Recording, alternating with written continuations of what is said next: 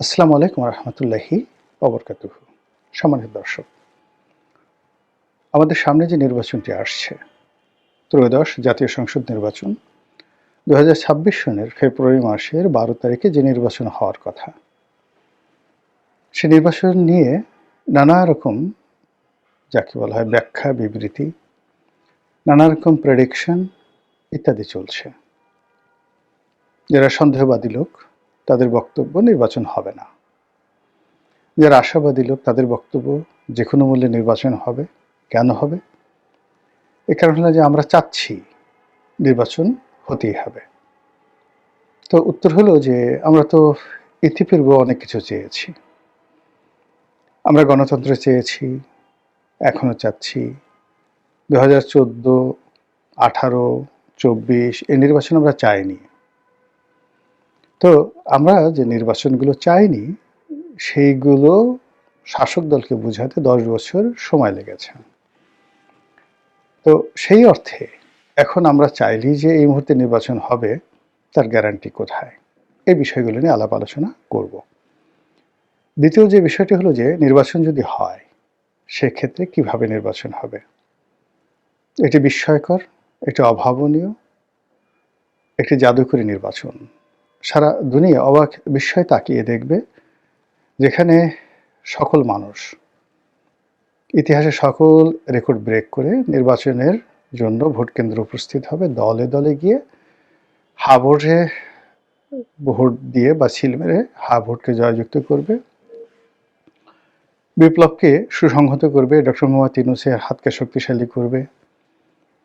আর অন্য যে ব্যালটগুলো রয়েছে সেই ব্যালটে স্বাক্ষর করে যে যার পছন্দের প্রার্থীকে ভোট দিয়ে বাংলাদেশে একটা নতুন দিগন্ত উন্মোচিত করবে। বিষয়টি আসলে অতটা সহজ আমার কাছে সেটা মনে হচ্ছে না। কেন মনে হচ্ছে না সেই বিষয়গুলো আমি ধীরে ধীরে বলে যাচ্ছি। সেটা হলো আপনি আপনার জীবনকে নিয়ে চিন্তা করুন, দেখবেন যে আপনার জীবনে যে ভালো কাজগুলো করেছেন সেই ভালো কাজগুলো আপনাকে কখনো প্রলুব্ধ করে না দ্বিতীয়বার আরেকটি ভালো কাজ করার জন্য। এর কারণ হলো যে ভালো কাজের ফলে মানুষের অন্তরাত্মা তৃপ্তি পায় ক্ষণিকের জন্য, কিন্তু নানামুখী সমালোচনা, বহু বিতর্ক এবং যাকে বলা হয় ভালো কাজের পথে নানা রকম বাধা বিপত্তির কারণে মানুষ ভালো কাজ আসলে দ্বিতীয়বার করতে গিয়ে আগ্রহ হারিয়ে ফেলে। কিন্তু মন্দ কাজের অনেক বাধা, অনেক ব্যর্থতা, কিন্তু মন্দ কাজের একটা ইন্দ্রিয়গত তৃপ্তি রয়েছে। সেই তৃপ্তিটা খুবই জঘন্য। ধরুন কেউ ডাকাতি করলো, কেউ চুরি করলো, কেউ ধর্ষণ করলো, অন্যের হক নষ্ট করলো, অন্যের জায়গা জমি দখল করলো, পরস্ত্রী হরণ করলো, নানা রকম অপকর্ম, ভোট বাক্স ছিনতাই করলো, ব্যালট বাক্স ছিনতাই করলো, বিনা ভোটে এমপি হয়ে মন্ত্রী হয়ে দাপট দেখালো ১০ বছর, ১৫ বছর, ২০ বছর, তারপরে জেল খাটলো, জুলুম খাটলো, তারপরে মার খেলো, লাথি খেলো, গুঁতো খেলো, কিন্তু তারপরে মানুষ মন্দ কাজ করতে চায়।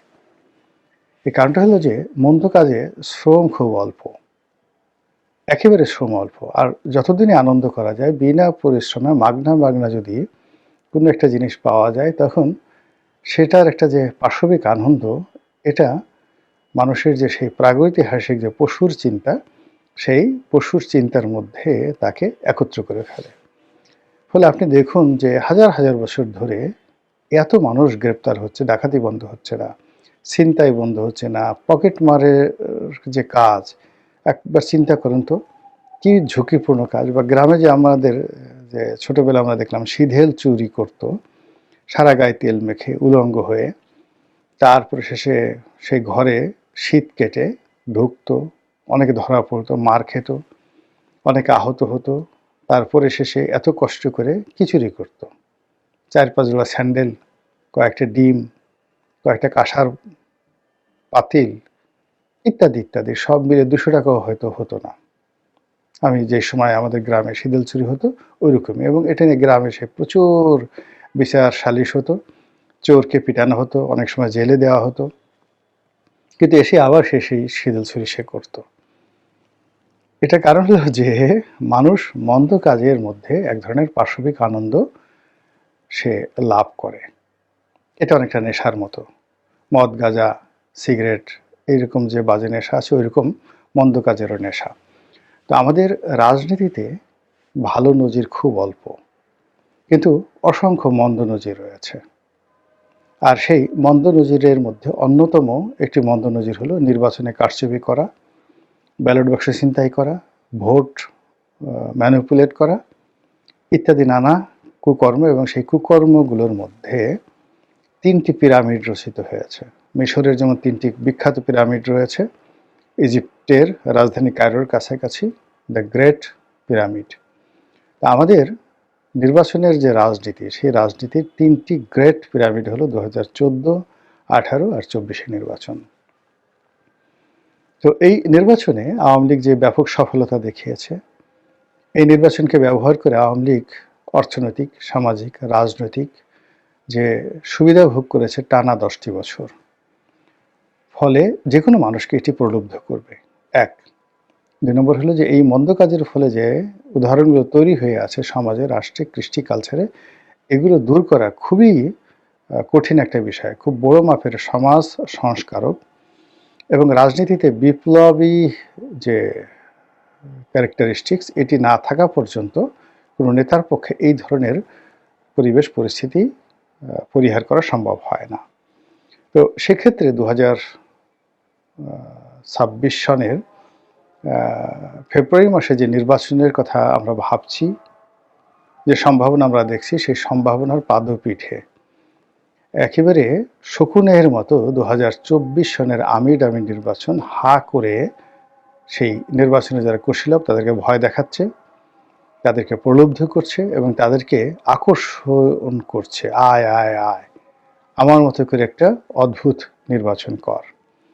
তো সেক্ষেত্রে আগামীতে নির্বাচন যেটি হবে তার জন্য সবচেয়ে বড় বাধা হবে, বিঘ্ন হবে এই 2024 সনে যে আমিডামি নির্বাচন হয়েছে সেই নির্বাচনের একটা প্রতিবেশ অ্যাভয়েড করা বা পরিহার করা।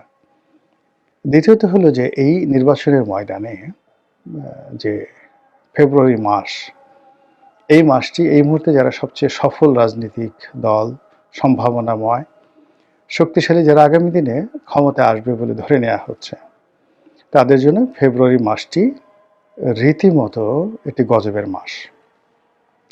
এবং এই গজবের মাসে 1996 সনে তারা একতরফা নির্বাচন করেছিল এবং সেই একতরফা 15 ফেব্রুয়ারির যে নির্বাচন, সেটার পথ ধরেই বাংলাদেশের রাজনীতির যত কলঙ্ক পরবর্তীকালে 96 সালের পরে যত কলঙ্ক, দুর্ভোগ এবং দুর্দশা, এটি ওই 15 ফেব্রুয়ারি নির্বাচনকে কেন্দ্র করে।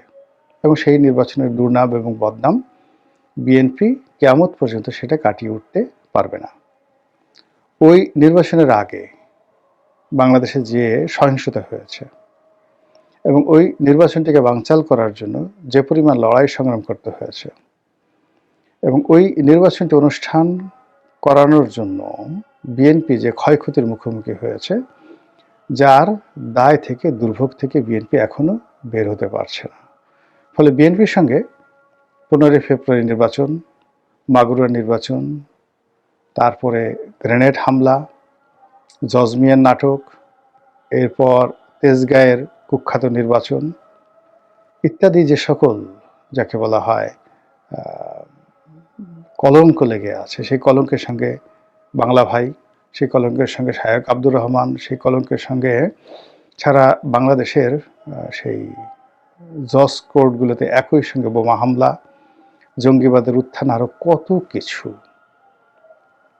এবং এই কলঙ্ক থেকে বের হওয়ার জন্য বিএনপি এখন তাকে নতুন করে চেষ্টা করতে হচ্ছে। এবং আপনি দেখুন যে জনাব তারেক রহমান সাহেব বাংলাদেশে আসছে, মানে হি বিকাম এ জেন্টলম্যান। সে এমন ভদ্র হয়ে গেছেন, মেপে মেপে কথা বলছেন, রীতিমতো আমাদের মায়া লাগছে যে একটা মানুষ এত রাতারাতি পরিবর্তন হন কী করে, এত ভদ্র হন কী করে।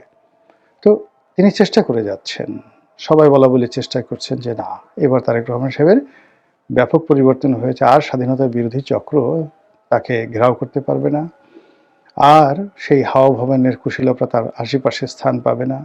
আর যে সমস্ত লোক সেই 10টা কসরো মামলা, গ্রেনেড হামলা, যে সকল ইলেকশন ম্যানিপুলেশন থেকে শুরু করে পত্রপত্রিকার উপর যে জুলুম অত্যাচার চলছিল ওই সময়টিতে, সেগুলো আর চলবে না। যাই হোক, এগুলো সব আশার কথা। আমরা আশান্বিত থাকি। ভালো আশা করা ছাড়া মানুষ বেঁচে থাকতে পারে না। আমরা সেই বিতর্কে না গিয়ে আমরা যেটি বলতে চাই সেটি হলো যে যখন মানুষের জীবনে একটি মন্দ ঘটনা ঘটে, সেই মন্দ ঘটনার প্রতিক্রিয়ায় বারবার শুধু মন্দ বিষয়গুলো তাদেরকে টানতে থাকে, ভীষণ রকম টানতে থাকে। এবং একটা বিষয় আপনি দেখবেন যে আমরা কবরে রাখার সময় যেটা দোয়া পড়ি, মিনহা খালাকনাকুম ওয়া ফিহা নুইদুকুম ওয়া মিনহা নুখরিজুকুম তারাতান উখরা। অর্থাৎ হে মানুষ, মানে আল্লাহর বক্তব্য পবিত্র কালামের পাকে যেটা বর্ণনা করা হয়েছে, হে মানুষ, এই মাটি থেকে তোমার উত্থান হয়েছিল, এই মাটির মধ্যেই তোমাকে দাফন করা হলো এবং এই মাটি থেকেই তোমাকে আবার মানে উঠানো হবে কিয়ামতের দিন। এর অর্থ যে মানুষের যেখানে শুরু সেখানেই শেষ হয়, যেখান থেকে তার উত্থান হয় সেখানে তার পতন হয়। ঘুরে ফিরে একটা সার্কেলের মধ্যে মানুষ সবসময় ঘুরতে থাকে। তো সেই দিক থেকে জামাতের একটা সার্কেল আছে, বিএনপির একটা সার্কেল আছে, আওয়ামী লীগের একটা সার্কেল আছে।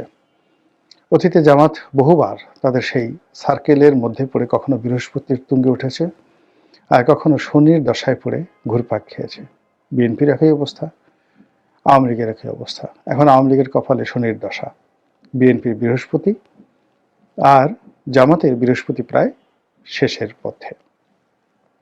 তো সেদিকে প্রশ্ন হলো যে আগামীতে যে নির্বাচন আসছে, সেই নির্বাচনের সময়টিতে বৃহস্পতির যে গ্রহ সেটার যে চক্র, সেটি কার দিকে থাকবে? বিএনপির থাকবে, আওয়ামী লীগের দিকে থাকবে, নাকি জামাতের দিকে থাকবে? সময় খুব বেশি নেই, হায়েস্ট 1 মাসেরও কম সময় আছে।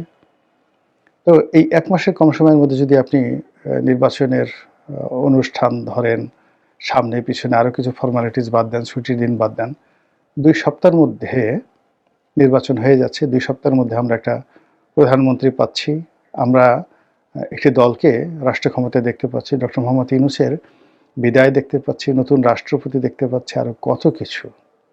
এখন বুকে হাত দিয়ে জিজ্ঞাসা করুন তো যে যার অবস্থানে থেকে, যে আমরা এই জিনিসগুলো যেটা কাগজে কলমে এই মুহূর্তে আমরা দেখতে পাচ্ছি, সেটার ব্যাপারে কি আপনার অন্তর সাড়া দিচ্ছে? আপনার পরিবেশ প্রতিবেশ কি আপনাকে জানান দিচ্ছে? অথবা আপনি বিশ্বাস করছেন যে আসলে এইভাবেই এত কিছু হবে? এইগুলো এক। 2 নম্বর হলো যে যদি নির্বাচন হয়, সেই নির্বাচনটিতে এই অল্প সময়ের মধ্যে সাড়া ফেলে আমরা সবাই অংশগ্রহণ করব। তারপরে সেখানে যে কজন ভোট দিবেন সেই কটি ভোটই কাউন্ট হবে, যেভাবে রেজাল্ট ছাপানো হবে সেইভাবে, মানে মানুষ যেভাবে ভোট দিয়েছে সেভাবে রেজাল্ট ছাপানো হবে, আর মানুষের আশা আকাঙ্ক্ষা সেই নির্বাচনের মাধ্যমে প্রতিফলিত হবে। অথবা আমির আমির মতো বা 15 ফেব্রুয়ারির মতো, মানে এরকম একটা প্রশ্নবিদ্ধ নির্বাচন, সেই নির্বাচনে অতীতের যে রাহুগ্রাসগুলো বিএনপিকে গ্রাস করেছিল, তো সেই রাহুগ্রাস বা সেই ত্রিশূলগুলো আবার বিএনপির দিকে ধেয়ে আসছে কি না, এটা আপনারাই চিন্তা করুন। এবং তার সঙ্গে সঙ্গে যে যার অবস্থানে থেকে দোয়া করুন আল্লাহ রাব্বুল আলামিন যেন আমাদের এই দেশের প্রতি শান্তি নাজিল করেন, আমরা ভালো একটি রাজনৈতিক পরিবেশ পাই, এবং যে যার অবস্থানে থেকে আমরা যেন শুকরগুজার বান্দা হিসাবে স্বাধীন সার্বভৌম দেশের সুনাগরিক হিসাবে স্বস্তির নিঃশ্বাস ফেলতে পারি এবং সসম্মানে মরতে পারি। আসসালামু আলাইকুম ওয়া রাহমাতুল্লাহি ওয়া বারাকাতুহু।